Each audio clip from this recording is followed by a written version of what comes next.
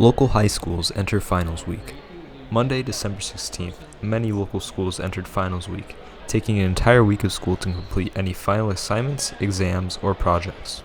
Although many schools have different finals weeks, they share one thing in common: a mental impact on students, staff, and administration. One of those students, Adele Kelly, speaks about her experience with finals week. I feel very stressed. I'm better in some classes than others, but overall it's pretty stressful. I have a math final, and so it's on every single unit we've had, and I'm better on some units than others, and it's just hard to remember what all the other units were about and have to relearn all of it. Although students are usually the focus of finals week, staff also feel the impact of the decrease in student morale.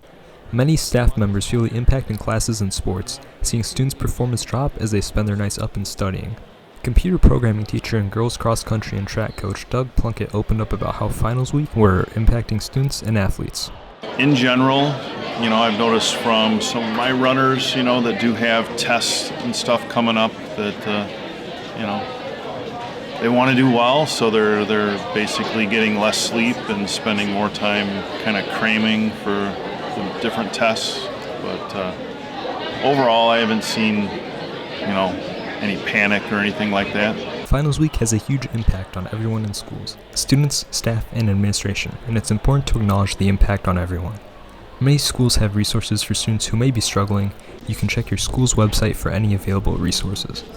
In Downers Grove with the Blueprint News Network, I am Adrian Harris.